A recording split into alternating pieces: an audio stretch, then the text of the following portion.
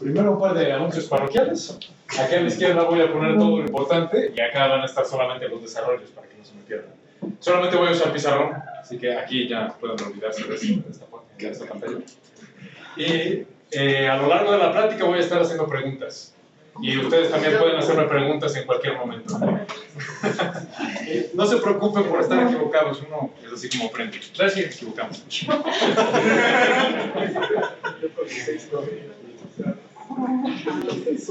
Quiero empezar con la moraleja. ¿Qué es lo que se va a aprender hoy? Va a haber algo técnico que se va a aprender hoy, que es la definición formal de lo que es una distribución o función generalizada, en específico de la delta de Dirac. Pero en verdad la moraleja clave es que a veces en matemáticas los retos no vienen de probar teoremas difíciles, sino de encontrar la definición correcta. A veces dar una buena definición es tan o más difícil que probar un teorema. Quiero empezar con una pregunta. Digamos que tenemos una gráfica, una función que está dada por la siguiente gráfica, mejor dicho. Esta es la conocida función de Heaviside, que está definida de esta forma. Primero es 0, aquí hay un salto, y luego aquí llega a 1, y así. Es decir, es constante 0, luego da un salto y es constante 1. Así la voy a escribir de manera explícita. H de x es una función de variable real, dada por 1, si x es mayor o igual que 0, 0. En caso contrario, si x es menor que 0. Pregunta. ¿Cuál es la derivada de esta función? ¿No es derivable en 0? Alguien dice, no es derivable en 0. ¿Quién más? ¿Alguien tiene otra respuesta? La delta. Alguien dice delta de Dirac. Ok. Esas son seguramente las dos posibles respuestas, pero son totalmente diferentes. No sé, ¿cuántos de aquí, levanten la mano, han oído antes acerca de la delta de Dirac? La gran mayoría, ¿está bien? ¿Y alguien sabe o le han dicho cómo se define la delta de Dirac? Sí, algo que se comporta como una delta de Dirac. Algo que se comporta como una delta de Dirac. La derivada de la función de Heaviside. Una función que se va adelgazando cerca de su medio. Ok, entonces eso es como un límite, ¿no? De funciones que se van haciendo cada vez más así, ¿Cómo? Muchas veces lo que se hace es decir, Creo que en el la cero delta al de... infinito, ¿no? ¿Cómo? En el 0 al infinito, todo es más punto 0, ¿no? Exactamente. Más infinito, x igual a 0, 0 en todos los demás casos. X no 0. Ok, esa es la versión que daría un físico o un ingeniero normalmente, pero aquí ya hay estudiantes de matemáticas que me andan diciendo, oye, esto cómo puede ser, ¿no? Yo en cálculo 2 vi que tú no puedes derivar una función si no es continua, para empezar. Puede que sea continua y aún así no sea diferenciable. Entonces, ¿qué está pasando aquí? Como me estás diciendo de que hay algo que sí es la derivada de esta función. Uno como físico sí quiere tener la derivada de cosas discontinuas, porque eso le ayuda, en principio de cuentas, a tratar modelos simplificados. ¿A qué me estoy refiriendo con esto? Esa función de Heaviside puede representar, por ejemplo, un switch. Esta es la corriente en un circuito eléctrico. Aquí yo no he aún cerrado ese circuito, luego prendo el switch ¡pum! Y ya. Esto se ve en la grafiquita de la intensidad de corriente. Otro ejemplo de la mecánica clásica, digamos que aquí tenemos una pared, aquí está el piso, y tenemos una bolita. La bolita va primero hacia la izquierda, entonces va avanzando a una velocidad constante, y luego le pega a la pared, e inmediatamente después aquí se va a la derecha, a la hora de chocar. ¿Cuál es la velocidad graficada de esta bolita? Pues primero es una velocidad constante hacia la izquierda, vamos a decir de 1, así que sería menos 1 porque va hacia la izquierda. Entonces, va primero así.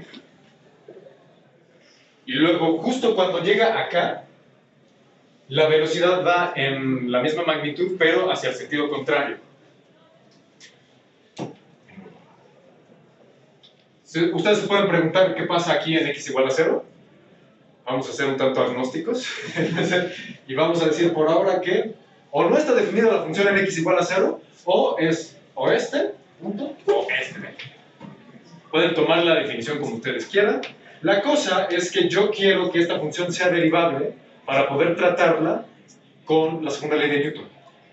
¿Qué me dice segunda ley de Newton? La fuerza que va a ejercer la pared sobre la bolita es la masa de la bolita por la aceleración, que la aceleración es la derivada de la velocidad. O sea, si esta función es f de t, pues es constante, ¿qué va a ser? Entonces df de t. Si fuera constante es 0. El problema es que esta no es constante. Aquí hay una discontinuidad, que al trozo sí es constante, pero globalmente no.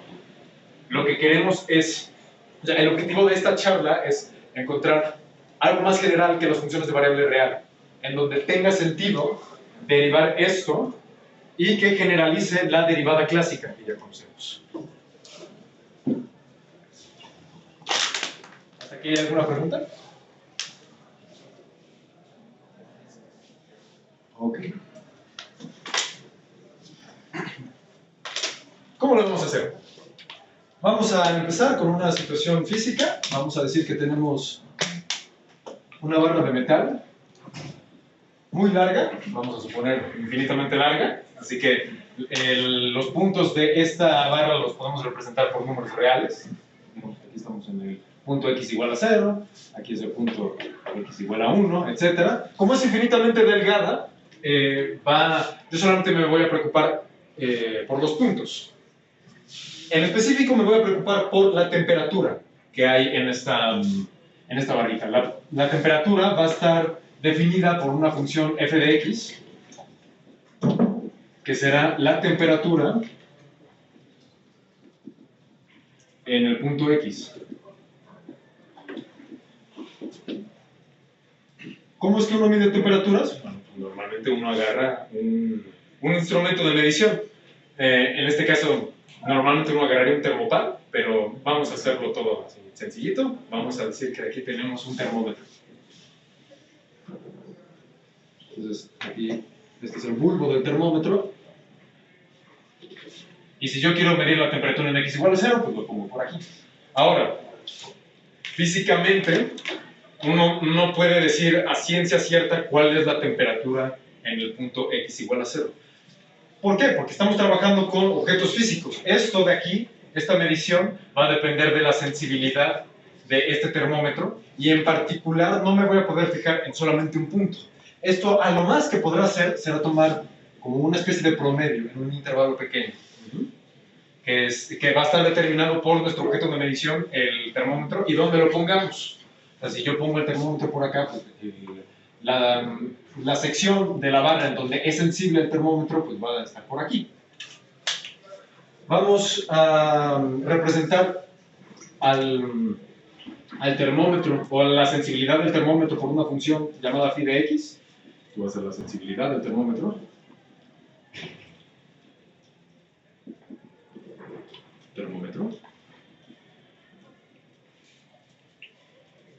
Y dije yo que a lo más vamos a poder obtener un promedio de aquí. Si nosotros agarramos la f de x y le sacamos más o menos un promedio, suponiendo de que esta región le llamamos i, como el intervalo i, esto va a estar dado por, pues, una suma de ¿qué? De cosas por este estilo, f de xi, delta de xi.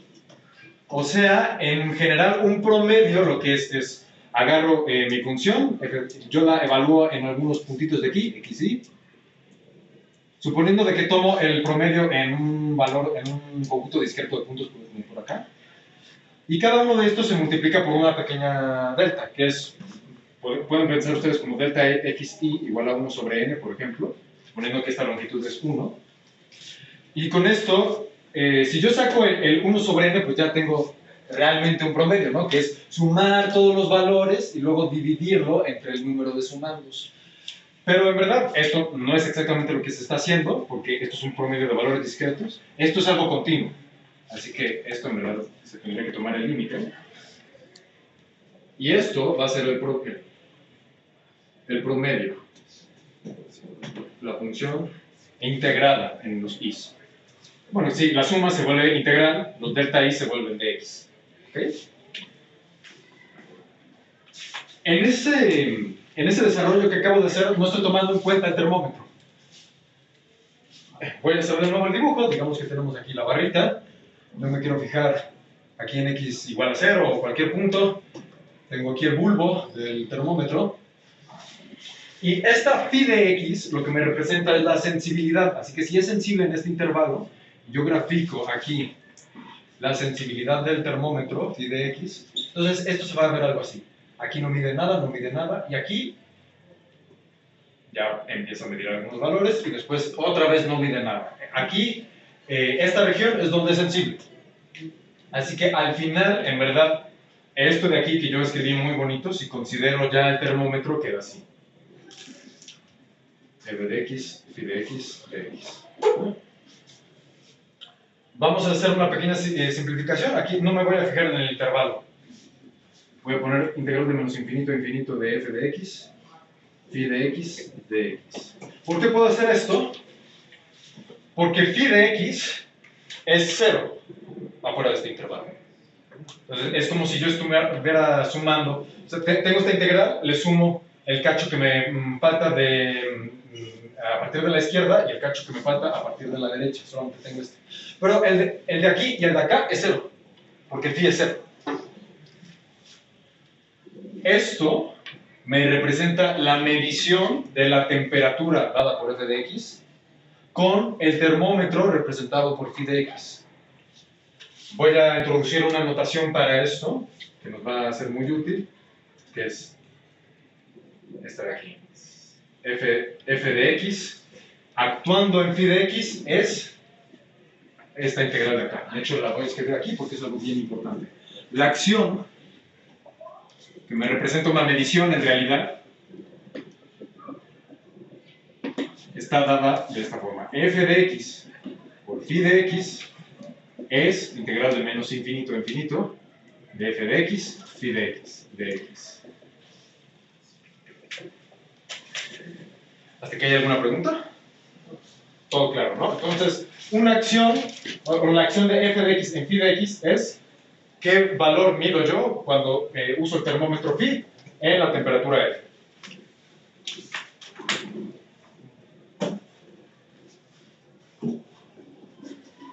¿Por qué les estoy diciendo todas estas cosas? Porque por aquí va la forma en la que vamos a definir a la delta de Dirac. ¿Qué queremos nosotros de la delta? La delta es como una especie de pulso, ¿no? Me habían dicho que es 0 aquí, luego en x igual a 0 infinito, y luego se vuelve a hacer 0. Así que si yo supusiera que eso representa una temperatura o una distribución de carga, sería, bueno, bajo esta analogía, como si en un punto yo tuviera temperatura infinita y en los demás puntos tuviera temperatura 0. Como solamente es en un punto, de alguna manera esto se tiene que promediar. Lo que queremos al final de cuentas es que si yo tomo, o sea, lo que queremos, que si yo hago actuar la delta de x por una función phi de x, una función que me representa un termómetro, esto de nuevo es la integral de menos infinito a infinito de delta de x por phi de x, yo quiero que esto me dé el termómetro, lo que mide en el punto x igual a 0, que es donde esto se hace infinito. O sea, yo quisiera que este sea mi resultado. De hecho, esto lo voy a escribir por acá porque es hacia donde queremos llegar. Esa es la propiedad que básicamente nos va a definir la delta de Dirac más adelante. Entonces, yo me pregunto si esto pasa, si delta de x, phi de x, signo de interrogación, es phi de 0.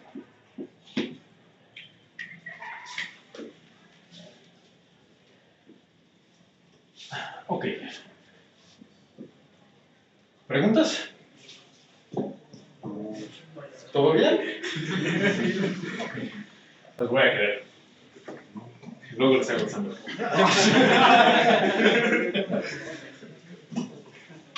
Esto hacia acá, hacia donde queremos llegar. Voy a empezar a hacer ya algunas definiciones un poquito más formales para hacer que esta discusión ya vaya encaminada hacia definir esta cosita aquí. Lo primero es fijarme en termómetros. ¿Qué clase de funciones quiero yo para que representen a mis termómetros? Estas funciones nosotros les vamos a llamar funciones de prueba. ¿Por qué de prueba? Porque hacer una prueba es lo mismo que hacer un experimento. Entonces, yo, si quiero saber la temperatura, tengo que ir probando a la función con distintos termómetros. Una función de prueba va a ser una función phi, que va de los números reales en los números reales, que me satisface dos cosas. Primero, phi es de clase C infinito, o sea, es infinitamente diferenciable. La podemos derivar cuantas veces queramos. Phi es infinitamente diferenciable. Esto también se llama suave. Entonces yo puedo tomar phi prima, phi biprima, phi triprima, etc. La segunda condición es que phi sea cero afuera de un intervalo acotado, como lo que pasa aquí. Afuera de este intervalo, phi es cero, porque representa un termómetro. Un termómetro no me puede medir temperaturas a partir de cierto momento. Ya no es sensible a esas temperaturas. Así que phi va a ser phi es cero afuera de un intervalo acotado.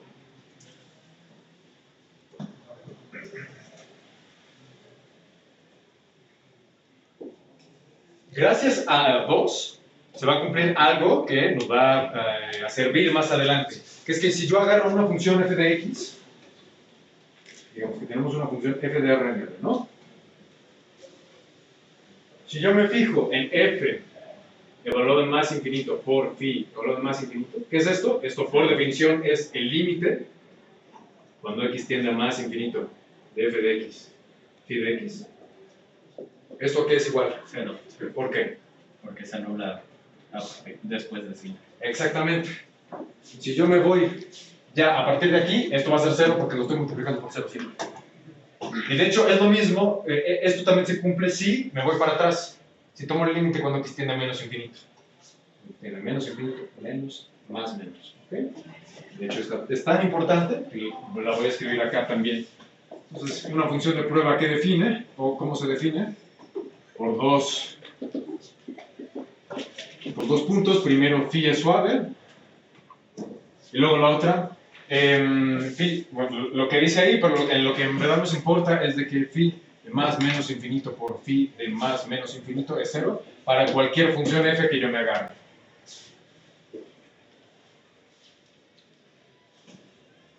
Ejemplos. ¿Qué ejemplos hay de funciones de prueba? Resulta que no es trivial definir una función de prueba. ¿Por qué?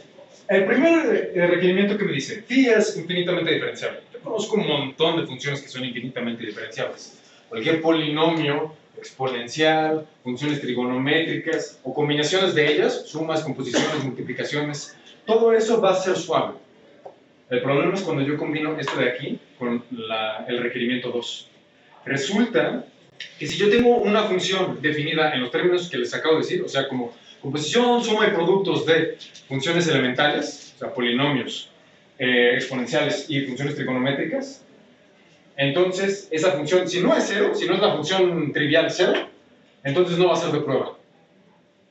O sea, yo no puedo asegurar que se va a hacer 0 afuera de un intervalo acotado. ¿Por qué pasa eso? Ejercicio. Es un bonito ejercicio. Algo que pueden usar es que cualquier función que les acabo yo de describir, o sea, combinación de funciones elementales, va a ser analítica. Entonces, con eso es que se sigue esto de aquí, pero bueno, hay que pensarlo un poquito. Si quieren, luego le hagan otros ejercicios, porque si no, no me va a dar tiempo. Esos son termómetros. Bueno, les voy a dar nada más un ejemplo de una función suave. Y no les voy a probar que es suave, porque hay que hacer cierta talacha. Phi de x igual a esto de aquí. E a la 1 menos x cuadrada, 1 arriba, siempre que menos 1 sea menor que x, y x sea menor que 1, y 0 en otro caso. Entonces, normalmente son así, son funciones que tienes que definir a trozos. Y esa se ve... Y esa se ve un poco como las funciones que habíamos dibujado, ¿no? O sea, aquí es el 1, y se empieza a anular a partir del menos 1 y del 1. Ok, esos son termómetros. Son objetos auxiliares nada más, los termómetros, en la vida real y en la teoría de distribuciones. No nos importa tanto los termómetros, lo que nos importa son las temperaturas. Así que vamos a ver qué funciones queremos que nos representen temperaturas. Temperaturas o en general, sí, aquí son termómetros, pero en general van a ser instrumentos de medición. Si allá son temperaturas, en general, en realidad, lo que nos representan son observables. Observables son cosas que se pueden medir en física. ¿Okay? Observables. Y resulta que las funciones que voy a querer son funciones de R en R. Son una cosa llamada funciones localmente integrables. Como ahorita no quiero ser demasiado técnico, no voy a explicar qué significa que una función sea localmente integrable. Simplemente sepan que casi cualquier función en la que ustedes piensen va a ser localmente integrable.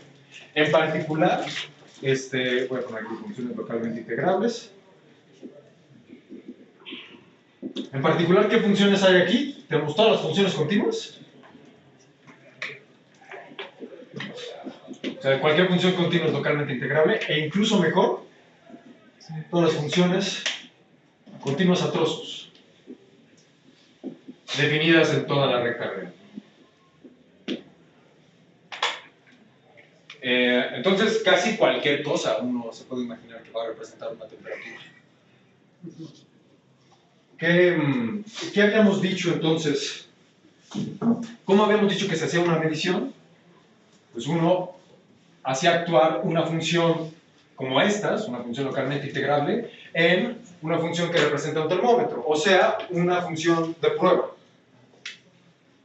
Ahora, voy aquí a usar... Sí. Disculpe, no entiendo bien la física. ¿Por qué es el producto de las dos funciones? ¿Por qué? O sea, ¿por qué esto tendría que ser la acción? O sea, ¿por qué esto tendría que representar la medición? ¿Es lo que preguntan? ¿O cuál? Sí, la medición de la temperatura, porque es f de x por phi de x. Yo aquí estoy suponiendo que phi de x me representa el termómetro, ¿no? Mejor dicho, representa la sensibilidad del termómetro. Entonces, si fuera... bueno, aquí no voy a dibujar una función de prueba, voy a dibujar otra cosa. Digamos de que el termómetro está visto así. O sea, la función phi de x es constante aquí, en 1, y aquí es 0, ¿no? Entonces, si yo multiplico esto de aquí, lo que al final me daría es la integral de menos 1 a 1 de f de x, que esto sí que es un promedio, por lo que habíamos dicho antes. Entonces, esto yo lo quiero generalizar para cuando un termómetro no se ve así. O sea, en este caso, esto es un termómetro que mide bien en la región menos 1 a 1. O sea, aquí no le da preferencia a ningún punto y en los demás lados es 0. En general, sí va a pasar cosas como por el estilo. Que como en medio va a ser bien sensible y luego ya afuerita ya va a perder la sensibilidad poco a poco hasta que ya se hace 0. Entonces, ¿por qué es el producto? Porque yo quiero tener como una especie de distribución, ¿no? Una especie de distribución de sensibilidad de temperatura. Un poco como lo que pasa con distribución de masas, o sea, si esto fuera un error de X. Es como el análogo. No sé si eso responde a la pregunta. Más o menos, sí, gracias. Ok, te da una... Ok. Sí, esto es casi por definición. O sea, yo quiero que las phi sean tales que esto me represente la medición. Ok. ¿En dónde me había quedado? Ok. Voy a ponerles ahora un teorema.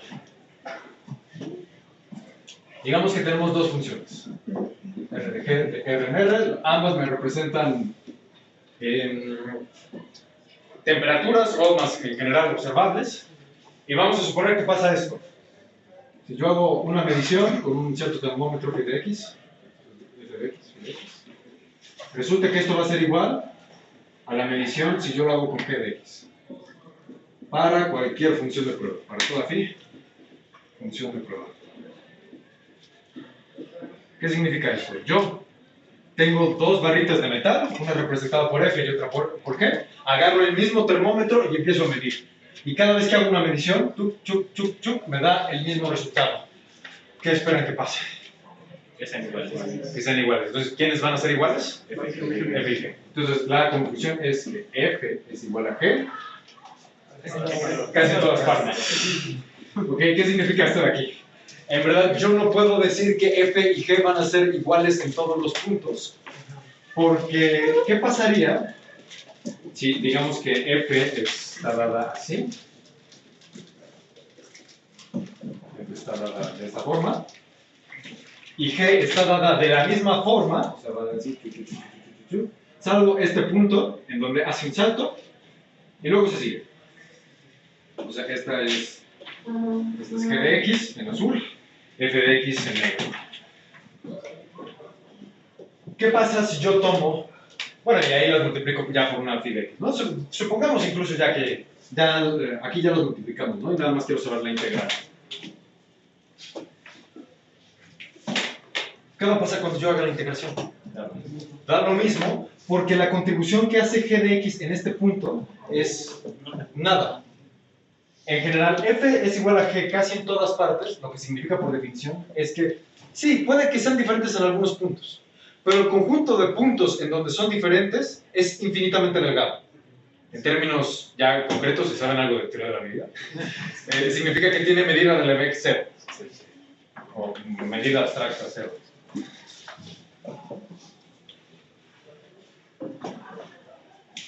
Ok, aquí me da otro indicio de que la delta de Dirac no puede ser una función de variable real como ya las conocíamos. Porque aquí yo estoy viendo que si dos funciones son iguales casi en todas partes, entonces me tienen que representar el mismo objeto.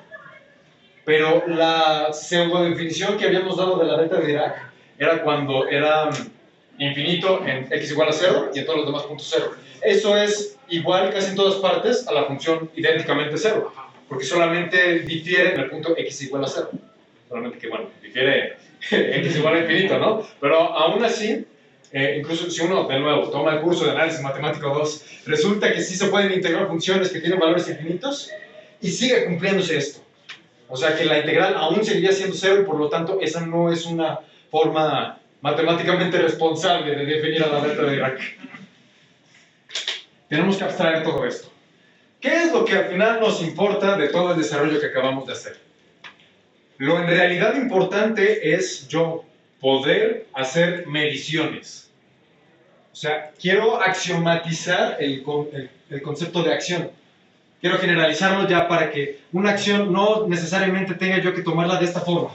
No tenga yo que hacer una integral. Simplemente digo, una acción es una medición y ya con eso, y matemáticamente lo que eso significa.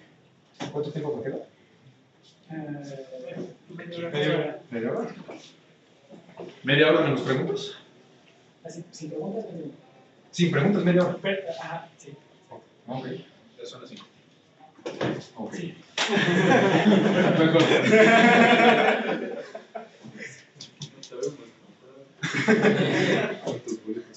Les voy a definir ahora ya lo que es una función generalizada o una distribución. Una distribución físicamente es lo que ya borré. Es un observable, pero es un observable que no necesariamente está representado por una función de variable real. Es otra cosa. Entonces aquí ya, función generalizada o distribución.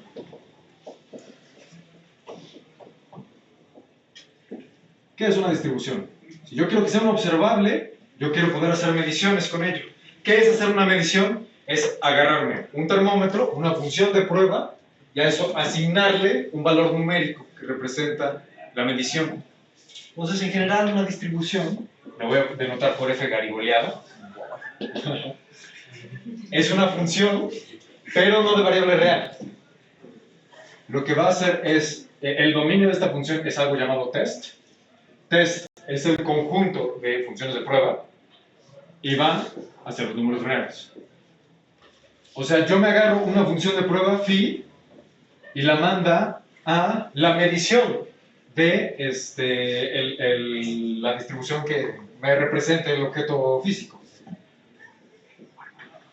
Y la medición al final me tiene que dar un número real, por eso es que algo que vaya hacia los números reales. No cualquier función así va a ser una distribución.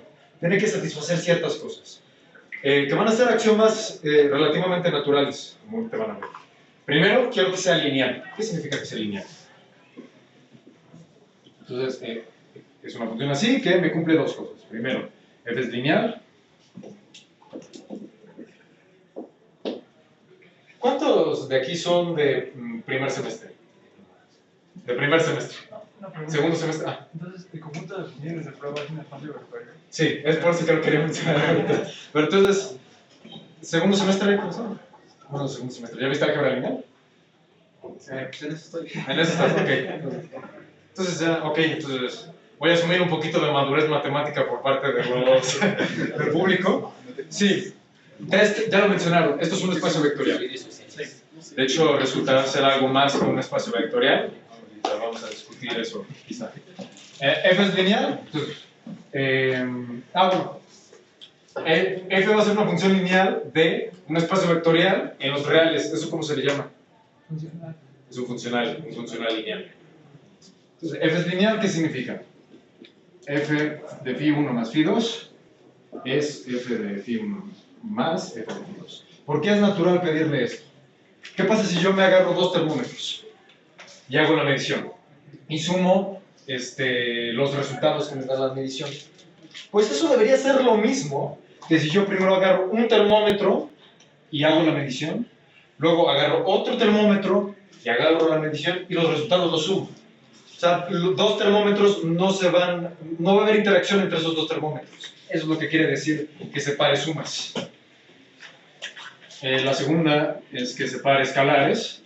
F de C phi es C de F de phi. ¿Y esto físicamente qué significa? C, este numerito de aquí yo lo puedo ver como un cambio de escala. Entonces, si phi estuviera dada en metros, pues yo tengo que multiplicar por una constante para convertirlo a kilómetros.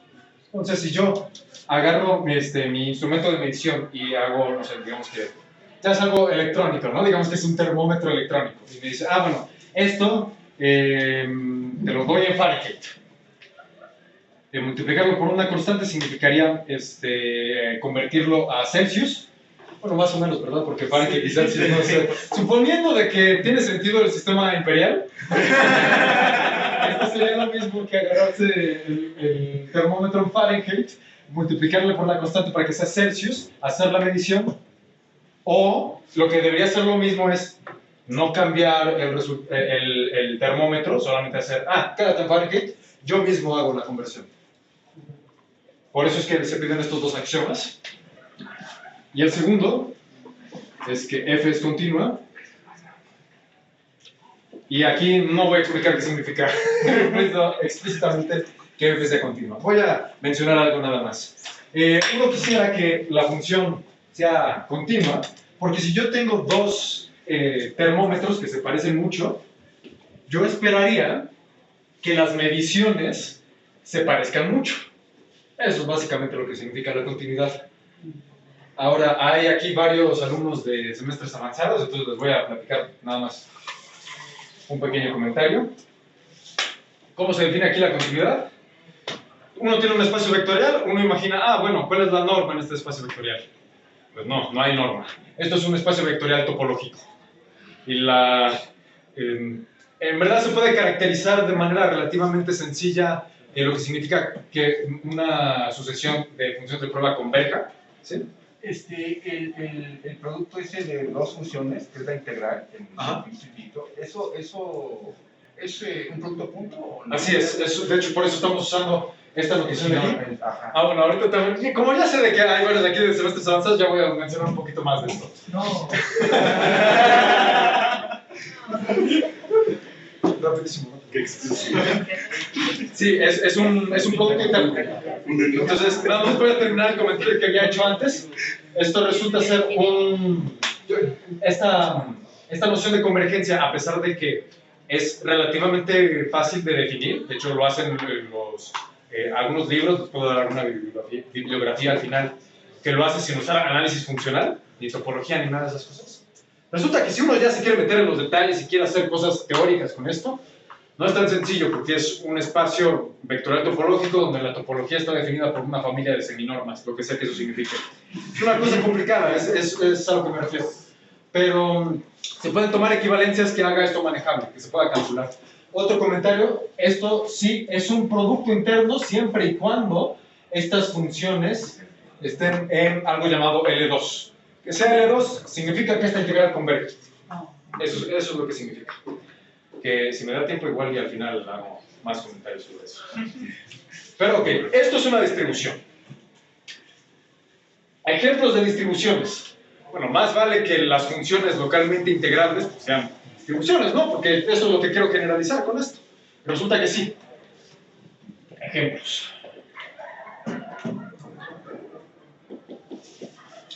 ¿Cuál es el primer ejemplo? Digamos que tenemos una función variable real, de nuevo localmente integrable, lo que sea que eso signifique. Bueno, localmente integrable significa que esta integral converge independientemente de quién sea phi, mientras esté en el espacio de funciones del programa. Es lo mismo. Entonces, solamente es algo para que tenga sentido la definición. Tenemos esta función, ¿cómo vamos a definir f de f? F caliculeada de f minúscula. Yo tengo que decir cómo actúa en las funciones de prueba. Yo le meto una función de prueba y esto, por definición, va a ser, ¿qué creen? Exacto, sí, la integral, la acción, el producto interno, como quieran llamarlo. Entonces, f de x por phi de x. Resulta que esto de aquí es una distribución. La linealidad es claro, creo yo, ¿no? O sea, se siguen de las propiedades de la integral, que uno puede separar las sumas en integral, separar escalares. Incluso si uno quisiera ser un poquito más abstracto, eso de ahí define un espacio, perdón, un producto interno, un espacio vectorial real. Así que más le vale a esto ser lineal, porque si no se pierde, esto ya no sería un producto interno. Y dado que así se escribe, y aquí voy a decir integral de menos infinito de x phi de x. Y dado que este es el ejemplo primordial, yo a todas las distribuciones, independientemente de si se definan en esta forma o no, voy a usar una notación similar. Así que aquí, bueno, a esta clase de FFs se les llama distribuciones regulares. Es distribución regular. Que sea regular significa que es de esta forma, o sea que existe una función localmente integrable que me satisface esto. Y en general, si lo voy a poner así como nota, si f es una distribución, entonces yo voy a escribir en general f de phi como una acción de una f de x por phi de x. Incluso si yo ya sé que esta función no existe. Esto solamente será para hacer más sugerente la notación y para que vean que esto está conectado con la notación que normalmente usan los físicos. Esto sería integral de menos infinito a infinito de f de x phi de x. Así que lo voy a denotar así a pesar de que esto no tenga sentido. Porque esta f puede que no exista. Yo lo voy a hacer así para cualquier distribución. ¿Okay? No puse aquí definición de distribución. Bueno, antes de borrarlo. ¿Qué es una distribución? Bueno, aquí ya hay... Sí, ya voy a poner un poquito de madurez matemática. Esto es un elemento del dual. Que es lo mismo que cómo se ve. O sea, ¿el dual qué es? El dual, por definición, es el conjunto de funcionales lineales. Continuos. Lo digo bajito. Esto es una forma compacta de decir esto de aquí.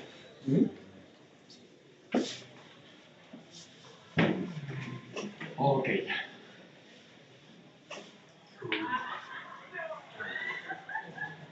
Ya tenemos un ejemplo. Ok, ¿Qué ejemplo creen que siga? La verdad. La delta de Dirac, claro que sí. 2. Delta de Dirac. ¿Cómo está dada la delta de Dirac? Bueno, yo voy a hacer abuso de notación y voy a definirla con esta notación de aquí. O sea, voy a decir, voy a poner la delta de x aquí como si fuera una función, a pesar de que no es una función de variable real, como lo que está aquí. Yo estoy poniendo f, aunque sé que esa f no exista. Aquí estoy poniendo una delta, a pesar de que esta delta como función no existe. Y tengo que decir qué le hace a la phi de x. O sea, una función de prueba, ¿a dónde la manda? A de cero. A phi de 0, porque es lo que yo quiero aquí. O sea, esto, en mi notación acá, sería delta de x por phi de x. Así que más me vale definirla así. Esto lo voy a poner como integral de menos infinito a infinito de delta x phi de x. Reitero, esto es un abuso de notación. ¿Qué pide eso? Y resulta que esto es lineal. Si quieren ejercicio, aunque es relativamente fácil, ¿no? Porque si uno agarra dos funciones, ¿no? Phi 1 más phi 2, y las evalúa en 0, eso por definición va a ser phi 1 de 0 más phi 2 de 0. Es lo mismo. En general, de hecho, se puede definir la delta de Dirac desplazada, x menos x0, phi de x, que esto es como si nosotros agarráramos la singularidad, o sea, cuando explota infinito, la moviéramos a x0, ¿no? Porque x igual a x0 es cuando el argumento se hace 0. Entonces, esto me tendría que dar phi de x0. Ahora, se pueden hacer muchas cosas con las distribuciones. Se puede sumarlas, se puede multiplicarlas por constantes. Bueno, claro que se puede hacer eso, ¿no? Porque el dual es un espacio vectorial. Pero se pueden hacer muchas cosas más. Yo creo que lo más divertido que se puede hacer con una distribución es derivarla. Así que vamos a ver ahorita cómo es que se deriva una distribución. Derivada.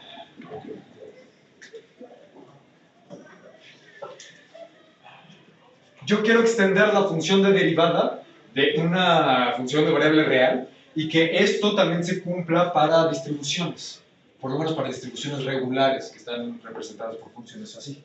Entonces vamos a suponer primero que f de R en R es localmente integrable, o sea, esto tiene sentido. Vamos a suponer que es derivable. Es derivable, así que existe la derivada f', es derivable en todos sus puntos, y también voy a suponer que esta es localmente integrable. ¿Cómo estaría normalmente dada f' actuando en una acción de prueba? En una función de prueba, perdón. F' de x. Esto aquí es igual. Primero, f' yo estoy suponiendo que es localmente integrable, así que también me define una distribución. Esto, a lo que me refiero es de que esto tiene sentido. No hemos definido aún derivadas en general, pero esto es una derivada en el sentido clásico. Así que esto de aquí tiene total sentido, ya lo definimos. Esto sería la integral de menos infinito a infinito de f' de x por phi de x. De x. Voy a cambiar un poquito esto para que sea más obvio lo que voy a hacer. En vez de f', voy a ponerlos al revés. Phi de x, f' de x. Y voy a hacer integración por partes. Voy a agarrar u igual a phi de x. Va a ser dv f' de x de x. Entonces, ¿quién sería de u? Ustedes díganme. Phi prima f de Phi prima de x. V, ¿quién tendría que ser? F de x, muy bien. Entonces, ahora sí. Esto es u dv, un día vi una vaca. V, ¿quién es? V, phi de x, f de x. Pero tengo que poner los límites de integración. Igual a menos infinito es infinito. Menos. Integral de menos infinito a infinito de esto de acá, ¿no? V de U. Entonces, ¿otra vez cómo era? Vestida de uniforme. Vestida de uniforme. La F. F de X y prima de Perfecto. ¿Recuerdan que les dije que íbamos a usar esto? Bueno, ¿qué es esto? Esto es phi, primero evaluado en infinito, más infinito, luego restado en evaluado en menos infinito. Ambos son cero, por lo que está escrito ya. Entonces, esto es cero. ¿Y esto quién es? Menos, esta integral no es otra cosa que la acción de f en phi'.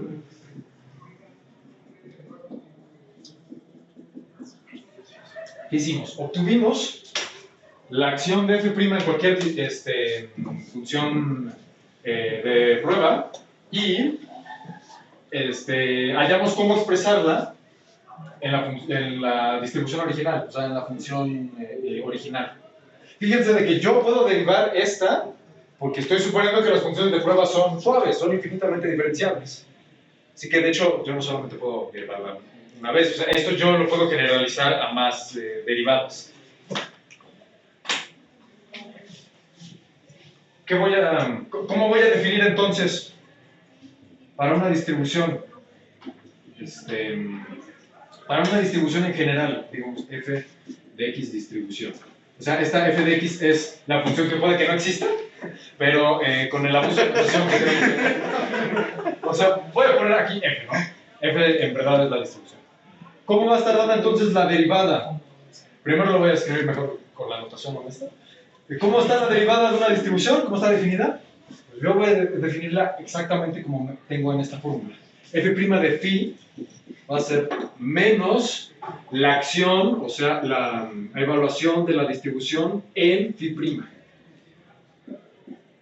Con esta notación, esto quedaría como f' de x phi de x igual a menos f de x phi' de x.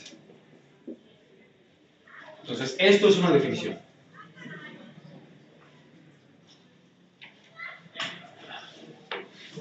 Fíjense, esto es una definición impresionante, ¿eh? Porque lo que estoy haciendo aquí es que me acabo de definir una forma de derivar cualquier distribución y en particular con esto puedo yo derivar funciones que normalmente no son derivables, pero que son localmente integrables. Un ejemplo de eso es la función de Heaviside, que vimos al principio. ¿Cuál será la derivada de la función de Heaviside? Pues vamos a ver si sí, ¿no? Más le vale. Phi de x. Esto, por definición, ¿quién es? Menos Heaviside. Phi' de x, ¿no? Ahora, ¿esto qué es? Esto de aquí ya es una función localmente integrable. Esto es una distribución regular, así que ya sé cómo está dado esto. Menos integral de menos infinito a infinito, h de x, phi' de x, de x. Ajá. Ahora, ¿cómo estaba dada la función de Heaviside? Al principio era 0 y luego 1, ¿no? Entonces, lo voy a hacer explícitamente. Voy a partir esto en dos integrales, h de x, phi' de x, menos, voy a poner los paréntesis mejor acá, menos, esto sería más, la integral de 0 a infinito de h de x, ¿no?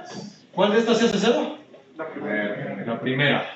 Entonces, menos 0 más 0. ¿Y esta qué le pasa? H de x, ¿cuánto vale de 0 a infinito? 1. Así que esto queda como integral de 0 a infinito de phi' de x de x. ¿Ah? Entonces, esto es menos integral de 0 a infinito de phi' de x de x. Ahora, tengo la integral de una derivada. Se cancela, ¿no? Entonces, esto como cancela. La integral de derivada es menos phi de x evaluado los límites de integración. De x a 0 infinito. ¿Cuánto vale phi de x en infinito? 0. Entonces, esto es menos phi de... phi de infinito menos phi de 0. Esto es 0. Que me queda menos phi de 0, esto es phi de 0. Y phi de 0 no es otra cosa que la delta de Dirac evaluada en phi de x. Así que tengo yo dos distribuciones, o sea, dos funciones. O sea, dos funciones del espacio de prueba. Sí. No funciones de variable real. Son dos funciones que van del espacio de funciones de prueba a las reales, que si yo las evalúo en cualquier función de prueba, me dan el mismo resultado. Eso significa que como funciones son iguales. De nuevo, no casi en todas partes. Porque estas no son funciones de variable real. Estas son funciones, o sea, son elementos del dual, pues, son funcionales lineales. Eso es. Como son funcionales lineales y son iguales en cualquier evaluación, por lo tanto tienen que ser iguales. Por lo tanto, la derivada de la función de Heaviside es la delta de Dirac. Lo logramos. ¡Hurra!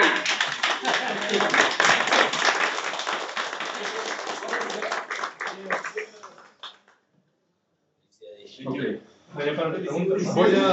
Nada más, entonces voy a mencionar una cosita más. Bueno, supongamos que no soy físico. Esto me para qué. Bueno, igual no soy físico, pero sí me gustan las ecuaciones diferenciales. Resulta que estas distribuciones me ayudan a resolver ecuaciones diferenciales, incluso si esas ecuaciones diferenciales no... Yo quiero que tengan soluciones como funciones variable real, no como distribuciones. Entonces, bueno, una ecuación diferencial en distribuciones ya se imaginan lo que es, ¿no? Es algo así, ¿no? D, por ejemplo, D cuadrada más C.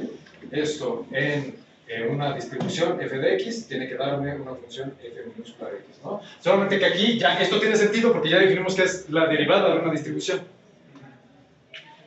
En general, si ustedes recuerdan de su curso de ecuaciones diferenciales, el mayor problema a la hora de encontrar soluciones de una ecuación diferencial es encontrar una solución particular. Eso es el verdadero dolor de muelas.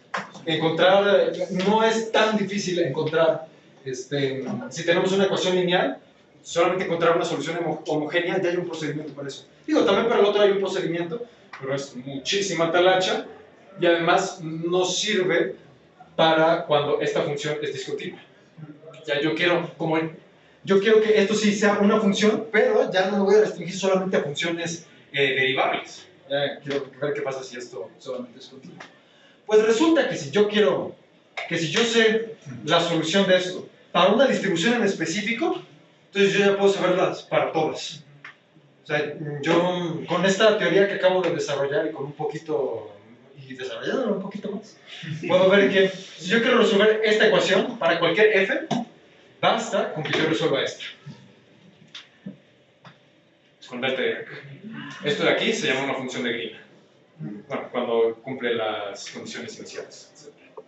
Esto es una probadita. Bueno, creo que ya no me da mucho tiempo para ver de qué se trataba mi tesis, ¿no? Pero bueno. Bueno, ¿preguntas? ¿De qué se trata?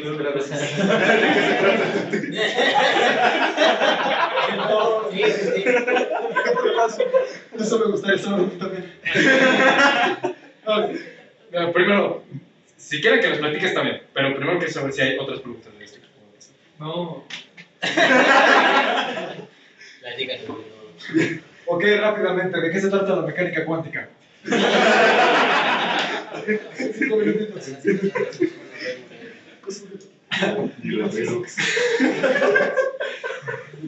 En mecánica cuántica puede que ustedes hayan visto o hayan tomado ya el curso o hayan visto por ahí por lo menos algún video divulgativo, lo que sea. Quantum Fractal, ahí en su caso, cuando lleguen, ven un poco qué significa un Bryan. Son básicamente son funciones que nos representan estados físicos. Entonces, un estado es simplemente una situación física. Es un poco como lo que habíamos dicho antes de las funciones de prueba. Solamente que ahí se rompe un poquito la analogía. Pero bueno, eso es a lo que se refiere un estado. Y normalmente están representados por unas cosas llamadas Bragg. Bueno, esto es un get, ¿no? Entonces, esto en realidad son funciones, normalmente de variable real o de variable vectorial. Y si uno se va a los libros de mecánica cuántica clásicos, bueno, no clásicos, pero los más populares, un Griffiths, un Sakurai, lo que a uno le dicen es que estas cosas de aquí viven en un espacio de Hilbert. Un espacio de Hilbert es un espacio vectorial dotado de un producto interno como este, como es L2, y además satisface otra cierta condición, ¿no? Que es que sea completo. No voy a explicar qué significa. ¿Cuál es el problema? Es que uno, cuando ya empieza a hacer cálculos, le gustaría hacer esto de aquí. Bueno, esto es un BRAT, esto es un KET, o sea, esto solito. Si yo los junto, lo que significa es el producto interno en ese espacio de Hilbert. ¿Es? Un bracket. Un bracket. Claro. Esto, lo que me representa son... Esto es una eigenfunción de un operador con eigenvalor X. Si no saben qué significan esas palabras...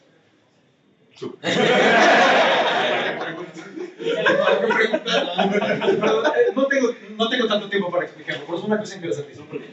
Esto, yo quisiera que fuera igual a la delta de x menos x'. ¿Cuál es el problema? Que esto no tiene sentido. Porque un producto interno solamente me puede dar valores finitos, e incluso si me pudiera dar valores infinitos, nosotros vimos que definir la delta de Dirac no simplemente es decir, aquí vale infinito y en los demás puntos vale cero.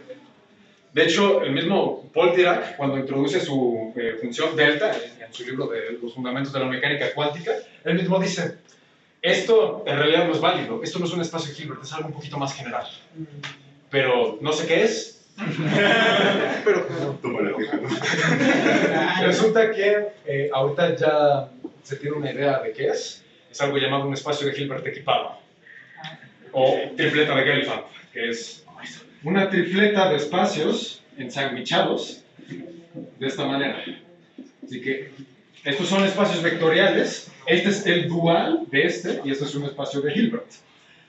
¿Qué tiene que ver esto con esto?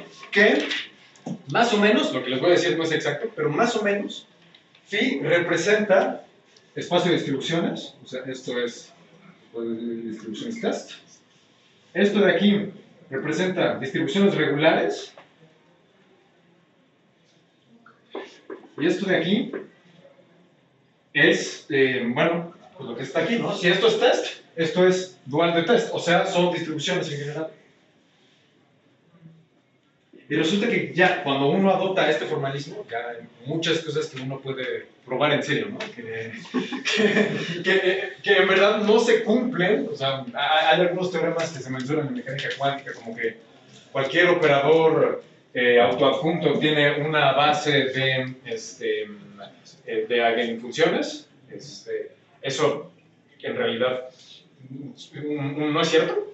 O sea, de hecho, si uno... De hecho, eso más o menos es cierto por operadores acotados, pero en verdad en cuántica se usa en todo momento operadores no acotados. El operador de momento y el de posición ambos son no acotados. De hecho, esos en el espacio de Hilbert que normalmente se menciona en los libros de cuántica, esos ni siquiera tienen eigenfunciones. Porque ¿qué ponen? Son E a la IX, ¿no? Por ejemplo, eso no es normalizable, así que eso no está en el espacio de Hilbert. Entonces, esto es una forma de hacer lo que hacen esos libros, pero ya de manera formal. Tienen que ser los matemáticos, pero... Pero bueno, pues, suena un poco caprichoso, pero resulta que si uno hace cálculos sin fijarse en realidad qué está pasando en las entrañas de la teoría, uno puede llegar a contradicciones. De hecho, hay por ahí un artículo que luego, si quieren, les puedo pasar la referencia, en donde uno resolviendo un ejercicio típico, es algo así de un pozo de potencial, si no me recuerdo. Una de las cosas que uno ve primero en un curso de cuántica. Si uno va y hace cálculos que según el libro se pueden hacer, pero normalmente no los hacen, no se van por ese caminito, resulta que uno puede llegar a un resultado numérico que le da dos cosas distintas, si se va por dos caminos distintos. De hecho, ese resultado numérico es la... ¿cómo se llama esto? de Heisenberg, el principio de incertidumbre. Uno calcula la incertidumbre de la energía de un pozo de potencial. Resulta que si uno se va por un caminito, esa cosa le da ahí un número imaginario. Que en verdad no debería pasar, ¿no? Entonces, por eso es que también es útil a veces irnos a la teoría. No. Ahora sí, ¿más preguntas? Qué intenso. ¿No los perdí mucho? Bueno, si eso es todo, pues yo creo que ya concluimos. Gracias.